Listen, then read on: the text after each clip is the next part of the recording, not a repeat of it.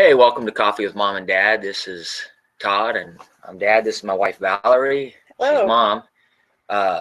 We're just a couple parents here talking about current events, and want to talk today about letting your light shine before the Lord. I had to message my stepmother, tell her we were on. Okay. And I think I spelled the word wrong. Hi. Anyway, yeah, she's here now. But sorry, spelled it wrong. We wanted to talk about letting your light shine and go over a couple of current events, and you're going to give me a couple events, right? Yep, three right. Actually. One of them doesn't really have a name. Okay, we've got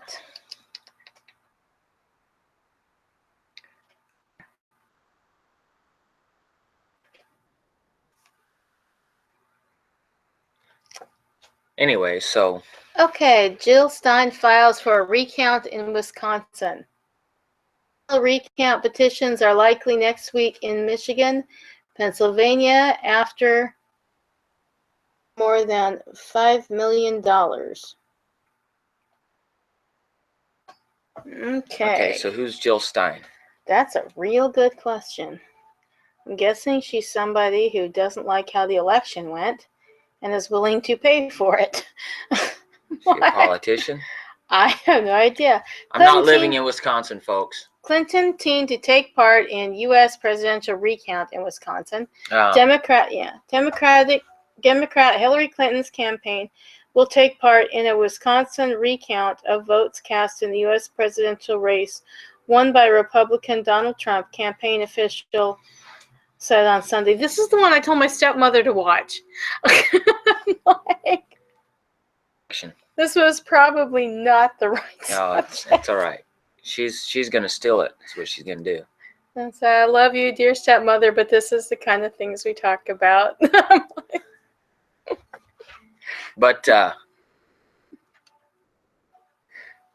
yeah, she's gonna steal the election.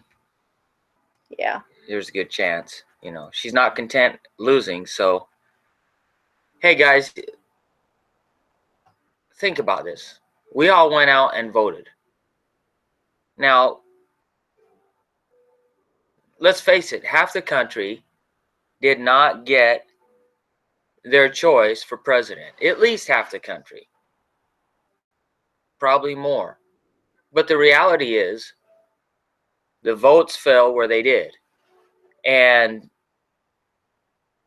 the electoral vote went to Donald Trump. And people want to do a recount because they're not content with the fact that they lost. And that's just wrong. You know, so they're going to have to do a quick historic recount, may have to move quickly. Wisconsin could not have its electronic votes certified if clerks didn't complete a recount requested Friday on time. Right. Well, yeah, dead people are going to vote. You know it. Yeah. All of a sudden, all these new votes are going to show up out of nowhere, and she's going to win Wisconsin. Here we go. The news comes after Jill Stein, a Green Party candidate for president, initiated a recount to pursue the additional ones in Pennsylvania and Michigan. All right, so she is the presidential party.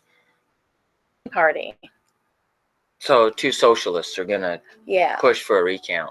You know, Hillary and Jill Stein. When that's pretty bad. I didn't even know she was running for president. No, we just. It shows how important she really is. It was Gary Johnson. Oh, was it? Is he the pothead? Yeah. Okay. Yeah. Just wondering. I just don't. Most of what I know about the Green Party is their history. I know that in China, the Green Party was really popular in China in the early days of communism, before it took over. They're called the Watermelon Party. Yeah, in China they called them the Watermelon Party because they were green on the outside but red on the inside. Yeah. And this is what we see now with communist China. Yeah. Is, it started out with the Green Party trying to, get everybody all in unity.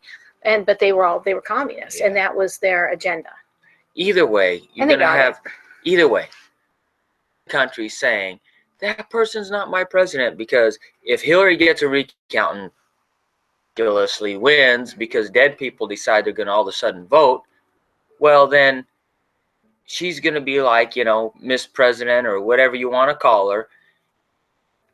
And then the people are going to be saying, no, she stole the election, and vice versa. So it's a mess. Yeah, People don't know how to graciously step out when they've been beaten. Here's one, ABC News. Smoking gun, says George Martin, who's involved in the Green Party nominee Jill Stein's recount efforts. There's not something we're pointing to say this is wrong in Wisconsin, Michigan, Pennsylvania. We're just saying there's enough peripheral evidence to warrant that our system should be investigated. So there's no smoking gun. There's nothing that's telling them that there's a problem. They're just going to look They anyway. just want to look at it again because it's like looking at a replay after a referee calls a play that you didn't time like. and time again because you didn't like the fact that you were out of bounds by a foot or something. You know, that sounds like how they got Dr. Dino in prison. They accused him of something that wasn't illegal. They couldn't nail him because he didn't do it. And so they drug up something that had nothing to do with what he was doing. They put him away on a money laundering law for not money laundering. It was completely outrageous. They went over him with a microscope until they found, you know, anything. Al Capone, too. Yeah, like Al Capone. But Al Capone was a bad guy. This was a preacher. They're just looking to make sure that Hillary went around gets in ticking there. off evolutionists. That's all there is to it. They're just looking to make sure she gets that office because they cannot be content. You know, you can look it up on YouTube and the internet and all that stuff. You realize not Donald Trump. You realize that Barack Obama has literally come out and admitted to being a socialist. When everybody was voting for Bernie Sanders, he did this joke on the internet that said people. It was on his yearly dinner. Oh, it was on his yearly dinner where he says to everybody, he says, yeah, it turns out people are content with a pot-smoking socialist. And he said, then he looked at the people and he said, there is a chance for a third term. Barack Obama term or whatever. Yeah, finally being honest. He's confessing the fact that he's a socialist. Hillary's a socialist, and she's going to lead the country in the same direction. Can I tell you something? Socialism is wrong. It's wrong. It's slavery. It enslaves its own people.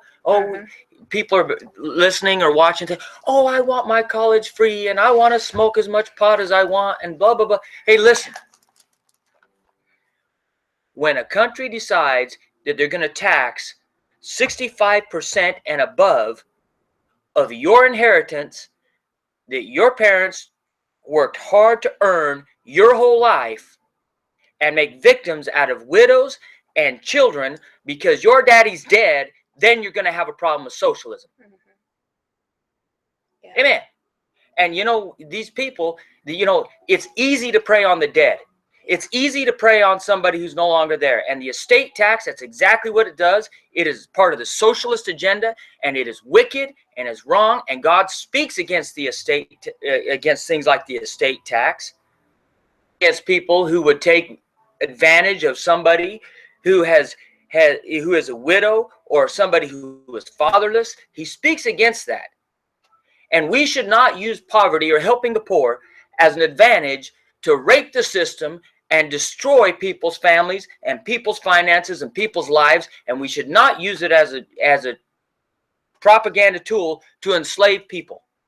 Amen. That's all I got to say. If they were so worried about poor people, then they wouldn't be going around shutting down homeless shelters and feeding programs and let's move other on. things put out by churches. I'm getting too riled up about that. You know, it bothers me, guys. Yeah. It bothers me because here we have two people. Donald Trump clearly won. Okay, I stayed up. I didn't vote for Donald or Hillary. But Donald Trump clearly won. And people are going to push this thing until Hillary just screeches in, or until it's a 269 electoral vote, and then the Senate has to call who actually won. It's create enough chaos, like Barack Obama, to keep the White House for a while, or for Hillary to go in. That's it. What's our next clip? Well, our next one is about just the name Fidel Castro. Oh, okay. Did you get that? Yeah, I did. That's part of it, so I'm going to get to that in a bit. But boy, it's a big it's socialist the day, isn't it? subject of Fidel Castro, and Yep. kids. Yes, I did. One of the kids was telling me that somebody was, saying some nice things about Fidel Castro. Who was that? The president? It was Barack Obama. Was talking about Fidel Castro, but in flowery terms. Yeah, Fidel Castro's dead, and as much as I know God is not pleased with the death of the wicked, but he was a wicked man, and he held his country in slavery to socialism. And socialism is slavery, by the way. Mm-hmm. It is slavery. Yeah, and if you want to know if they're any different than the communists, look at how they look at biblical religion.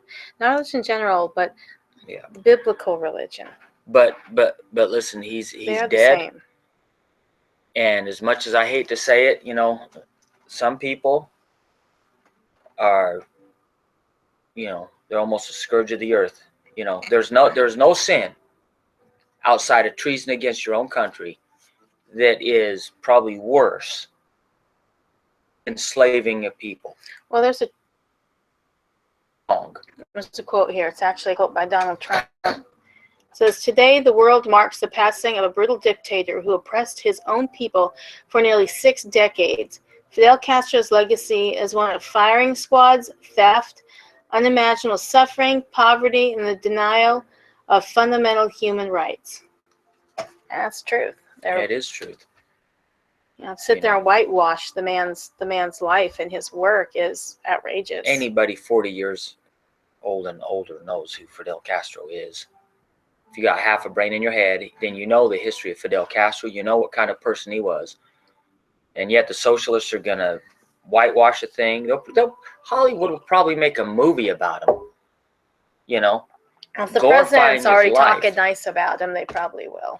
Glorifying his life and making him out to be some kind of hero. He's not a hero.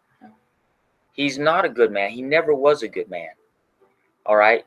He has done more to corrupt and destroy the Americas and the world culture than ISIS or ISIL ever dreamed of doing. Because he brought socialism to the world scale. That little Cuban dictator put socialism in the Americas, and it caused more damage than ISIS or ISIL ever will.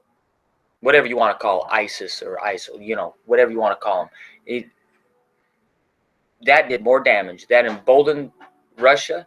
It's emboldened Putin. I heard the other day how Putin was talking about the boundaries of Russia, and how the boundaries of Russia were no longer the Berlin Wall. And by the way, they don't allow gospel preaching in Russia anymore. No, they've been punishing it very severely again. They're imprisoning people that do it. So, But you got to understand it. The communism and socialism is not about love and sharing. It's about turning people into human resources, because they are no longer creations of God with rights and value. They are human resources, only as good as they are useful. Once they are no longer useful, they are disposable, because they do not have souls. They are not creatures of God and precious. Once you get rid of God, and by the way, when they teach evolution in a country, they don't start by teaching evolution. When they are communists, they don't start by teaching communism. They start by teaching evolution. Right. Once they have brainwashed these people with evolution, and they think it's been scientifically proved, which you cannot scientifically prove evolution. Once they think they have proven it, and these kids, when you talk to them, the kids and adults, you talk to them, and they really don't know much about it, but they're sure they're right, and they will laugh at you if you're a Christian, even if you know a lot more about it than they do. Because they think you don't think. Anyway, that's what they do. And once they've brainwashed these people out of believing in God, then they can bring in communism. And that's what we've seen happen here. That's what's happened to America. And it was, it's socialism is different. It's the fundamental truths of how they see humanity and Christianity are the same, and it just all goes down from there. You know, back to the topic we were talking about before, and I just want to say this. I want to move on to something a little bit more lighthearted, I guess. Do we have what? I don't know, but listen, guys, it should bother every American that we're looking at Hillary and them trying to get a recount of Wisconsin when Bernie didn't even have that to option. Bernie Sanders? You know, do I think Bernie was a good candidate for president? No. He was at least like Clinton does. He was at least outwardly honest about who he is. And she went off and stole the primary from Bernie, and everybody's acting as if she's got integrity to stand on. She has no integrity. No. None. She does not. You know, and I'm sorry, but you know, I have a real issue with this, because she's calling freedom under check, accusing Donald Trump of stealing an election when everybody and their dog knows that she has stolen elections, that she ripped off Bernie. You know what the funny thing is? Bernie would have beat Donald Trump. Oh yeah. That man had a machine going. I was watching stuff. Would have beat Bernie. I was watching stuff, and I was telling my pastor before she stole it from Bernie. I was telling my pastor, I said, Bernie is going to win the Democratic nomination, but Hillary will steal it from him. Sure enough, Bernie won like 10 out of the 11 last primaries, and Hillary still stole that thing from him. And now she's trying to steal it from Donald Trump because she can't win it. No. Because people don't like her. No. Hey, face it. You know, you may disagree with 90% of what I'm saying as you're watching this, but the one thing that we can agree on is you don't like Hillary. You can't honestly say that you, as a person, like her as a person. You can't, because she's not a likable person. And at the end of the day, now you might say you like Bill. Bill out in public is kind of a likable guy, I guess. But let's face it, I've never met anybody who can always honestly say, you know, I really like that Hillary. You know, matter of fact, the biggest joke that's been running for the last couple years or a year or so is, you know, people talking about Hillary Clinton and the Clintons and then saying, if I'm not alive next week, you know, and stuff like that, because they're terrified of her. Yeah.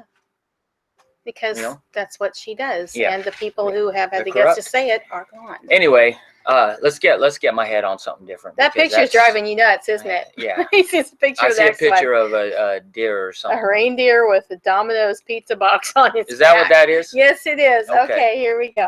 Domino's trials delivery via reindeer in Japan. First, it was high-tech drones that were pitched as the future of fast food delivery. Now Domino's Pizza is truly thinking outside the box with reindeer. This is hilarious. The whole time he's talking about this, he's irritated, he's talking, and he keeps looking over at this, going, what in the world is that? Reindeer. Okay. Reindeer. That's right. That's funny. That is hilarious. Okay, here's a commercial here. Rudolph's got a new gig, guys, and it's got the deer out there. You know what that reminds me of? What? That old song, Grandma Got Run Over by a Reindeer. Oh, yeah. Domino's in Japan will get reindeer to bring pizza. How in the world are they going to do that? On Dasher, on Dancer. Domino's Pizza delivered by reindeer in Japan. I am still holding out for delivery by unicorn before I take a bite of this Domino's Pizza, somebody wrote. If I was in Japan, I would order Domino's Pizza just thinking that maybe a reindeer would be delivering it. That'd be kind of cool. Yeah, I know. I mean, Domino's Pizza is training reindeer to deliver holiday pizza. Yes, really. Wow, GPS technology and the power of sound will be providing pizza delivery in Japan in summer. I wonder if they go with a person? That's what I was thinking. You'd have to have somebody with you. All right, let me just read. Let's see. Let me go on this article. There's an article here. Okay, Domino's trial pizza via Reindeer in My son's Japan. I was laughing at reading me. posts on Facebook, so I didn't think we actually had anything funny. This is hilarious. And the crazy thing is true. There's a news piece, but I'm not going to make you. So they are sit through that. seriously. They are seriously doing this. Okay. Come on. There's hot dog drones. All right. Pizza. The pizza giant says training reindeer to transport pizzas from stores in Japan. Participatory frosty and snowy winter. Particularly frosty and snowy winter. Trials with animal trainers, complete with a strap-on pizza delivery boxes, are being carried out at the grounds of a driving school. The company is considering a GPS driver. That? Hang on, I'm having technical difficulties. Yeah. I don't want to install anything now. Give me my article back. They're going to be training these reindeer. They're training them to run with a pizza box on their back. Companies consider mounting GPS driver tracker mounted on the reindeer to navigate the unique challenges of frosty areas like Ishikari and Hokkaido. Earlier this year, Domino's unveiled the world's first pizza delivery by drone, tested first in Queensland and later carried out in New Zealand. I've just got pictures of that. It appears to, if I can figure out how to maneuver this thing. Okay, this is too far. Anyway, that's crazy. Yeah, there's the drone. I just honestly don't think that's going to work. See, look, there's a drone and there's the pizza, and it's a video, and I don't want to watch it. I don't think that's going to work. It'll be interesting. I don't think it's going to work. The first drone test flight in I guess they wouldn't Auckland, eat it, right? Which could see the New Zealand. Now it's back. Because they don't, well, the thing is they don't eat, they eat all grass and stuff like that, so. I don't know. I don't think they can reach it. Well, I think it's going to be one of those, like, anything that can go wrong probably will. I know, it's hilarious.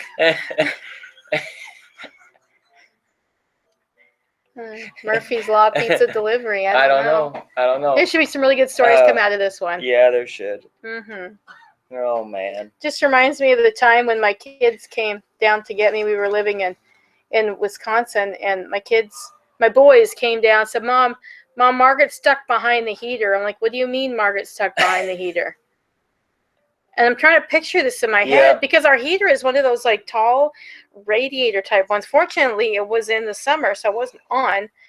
A toy fell back there, so we lowered Margaret down there to reach the toy, but she got stuck. Yeah. Like, what? So I get up there, and there's the radiator heater, and her little feet sticking up over the top. You know, I'm just like, are you serious? I had to get a chair and put it there and lift her up over the top of that thing. Yeah. Dad was at work. I'm just looking at it going, are you serious? You know, they did some crazy stuff. I tell you what, we live in a crazy world. We do. We live, we went from talking about Hillary Clinton attempting to do a recount so she can steal this election.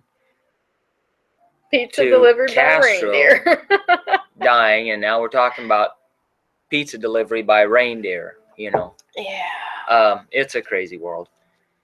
Hey, there's no new sun under the sun, but I think there is some new foolishness every now and then. Just a little bit. Okay. Well, anyway, that's it. So let's. It is a crazy world, but. Oh yeah. We need to start letting our light shine before men. Oh, shut this. And seeking the Lord and allowing the goodness of God that He's showed us to shine before other men. It's real. I realized I didn't look at my hair before we started filming. You're okay. It could look like anything. It's real easy for us in today's society, with the world the way it is right now, to look at everything and look negative on everything and be like, yeah, well, it's hard. When you see. But Yeah, The it's thing hard. is It's hard to stay positive in that this negative world. we as Christians, you know, if you're a Christian watching this broadcast and stuff, you know, you need to let your light shine before men. Mm-hmm. You know, there are plenty of people out in the world who want to discourage you from doing right, who want to tell you that doing right in public is not godly or not holy. But, you know, the Bible is clear in Matthew 5:16. It says, let your light so shine before men that they might see your good works and glorify your Father which is in heaven. We talk so much about news articles, and really when you watch the news on TV or on YouTube or on anything, there's just so much negative. Oh, I could watch some But, television news. you know, I was reading an article from somebody, and he said, if you don't like the news, go out and make some news yourself. Yeah. You know, And he that's was true. talking about doing good works, about Mhm. teaching people about Jesus Christ and doing things for God. And he's right. You know, we should let our light shine before men, that they might glorify our Father, which is Yeah. in heaven. Everything that we do should be so that people will glorify the Father. You know, whether it's helping a poor homeless bum on the street, you know, not giving a hand out but a hand up. Mm-hmm. There's a difference. And or whether it's helping people in, you know, foreign countries as far as orphanages and stuff like that. You know, we ought to be able to and be willing to let our light shine before men so that men see God and glorify him. You know, there's better ways to do things than the ways that we've done them in the past as far as our leaders go, and we need to be looking for those better ways. Each one of us has a responsibility individually to do right no matter the cost. Well, see, and I don't see that. I see, and my son was teaching on it, and I was so proud of him. He was telling me about how, you know, he was teaching his class. He teaches a class, the Evidence Club, and teaches them evidence of the Bible and creation, and so many things that they are not being taught, or they being taught opposite of, and you know, I can't remember exactly going to this, but basically what I've seen is that people, they're not looking for truth. They're looking for what they want. And I was going somewhere with this. You lost it? I lost it. She lost it. It's completely gone. But I'm listen, sorry. here's the thing, you know. Something's been on my mind lately. That's the worst part. I use the news as kind of a springboard to say that we live in a crazy world. But if we don't like the news, we should go out and make news. And the news we should make is news about the goodness and mercies of God. I remember what I was saying. You know, we're going into the Christmas season, and we can sit here and focus on, well, did Hillary really win the election, or did Donald Trump, or we can sit here and focus on, well, Fidel Castro died, and was he a good man or a bad man? Or we can focus on helping somebody out, doing something good for somebody else, and being the best person that you can be so that God gets glory. And she's trying to tell me what she was trying to say. I remember now. So my mother had taught me that it's not about, I keep seeing, and my son addressed this in his class, follow your heart. But the Bible teaches us that our hearts are wicked, that they're terrible, horrible, that they're desperately wicked. Who can know them? And you know, our hearts are pliable. They lie to us. And there's so many things, and it's not all bad, but it's all completely undependable. We cannot follow our hearts. We must lead our hearts, and we must lead it through the Word of God. But my mother taught me she did not tell me to follow my heart. She never taught me that. I'm so grateful for it, because when I hear it, I'm like, my mother taught me to find truth and follow truth. And if what I believe is not true, to change what I believe. That truth is more important than my pride. And I'm so grateful to have that she taught me that. You know, I want to encourage some of you Christians out there and stuff, you know, and I know money's tight this year. Money's tight for us. It's always tight for us. Always been tight for us. Yeah. But You know, and I don't have the verse pay or chapter in Luke. I think it's Luke 13. But, you know, I want to encourage you to do something for Christmas for your kids that's not the norm. What I want to encourage you to do this Christmas is I want to encourage you to go out and buy some groceries for somebody that you don't even know. And go out and buy them groceries and go over and give the groceries. Somebody who can't pay you back. Yeah. Somebody who you've never met. And somebody who doesn't have any groceries. And I promise you that if you do that, that will be the best gift you can buy your children. And if you can't find anybody, you call a local church, because I guarantee you they will know someone who needs it. This Christmas season, I want to encourage everybody within the sound of my voice to do something different this Christmas. To, instead of focusing on material objects or what your material gain, to focus on giving something to somebody else who has nothing. Yeah. And what you'll find in that is you'll find that giving to those who have nothing is the greatest thing, is the greatest reward you can get. Yeah. Outside of salvation itself. Yeah. You think about what Christ did on the cross. And the Bible says, for God so loved the world that he gave his only begotten Son, that whosoever believeth in him should not perish, but have everlasting life. God gave his Son to an undeserving world. Yeah. So that we might be born again. I mean, what greater gift is there? And you want to emulate that, and you want to teach your children or your grandchildren or your loved ones to honor and to respect what Christ has done for you and who Christ is.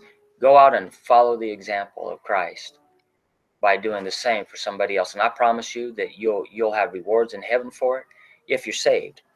If you're lost, you won't, because your works don't mean diddly squat if you're lost. But if you're saved, you will. And you'll be blessed of God. You'll be really blessed of God. And I taught my children when they were little to that Christmas can't be taken away. When they were little, we got them the Grinch Stole Christmas, and at the end they said, Christmas doesn't come with all the packages and stuff, and it had a little star rise. And I taught my children, I said that's because Christmas is not about any of that. It's about the birth of Christ. It's about what God gave us. We give gifts to each other because God gave us the most wonderful gift there was, Christ and salvation. And if we had no presents whatsoever, if we had nothing, that doesn't mean we don't have Christmas, because no one can take Christmas from us, because they can't take Jesus from us. Amen. That's what Christmas is. Amen. And for that, we celebrate. And if it's not why you celebrate, you should.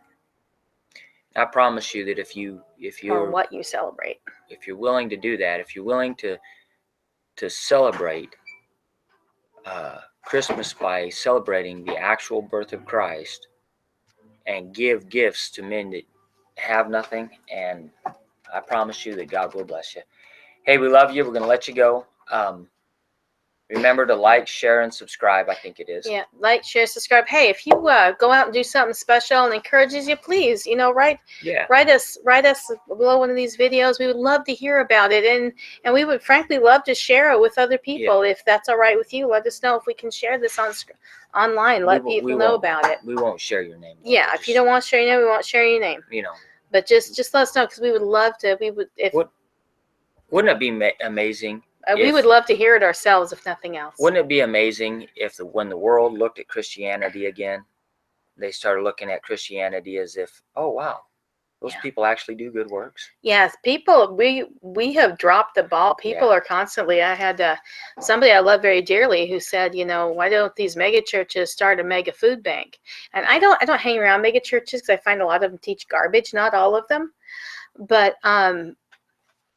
But you got, men's shelters, women's shelters, detox programs, homes for motherless or fatherless children, husbandless mothers, boys' homes, girls' homes, all of these things, orphanages, all started by Christians. Even the Ivy League colleges, You know, this is our heritage. This is what we did. Yeah.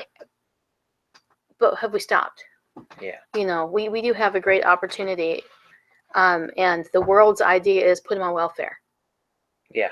The world doesn't start these things. They're like, oh, put them on the socialist, you know, put them on the socialist register. The problem with the socialist not God's register way. or socialist program is it takes from people who are not willing to give. Yeah. Yeah, that's not donation. You can't steal Mm-hmm. from somebody or make somebody pay for somebody else Mm-hmm. who doesn't want to pay for somebody else. And it has to be a donation of love. Yes. And what a wonderful opportunity to give the gospel when you're giving help. Yeah. You know, this is a wonderful opportunity for us. Let's let them go. Like, share, and subscribe. God bless y'all. We'll see you later. Bye.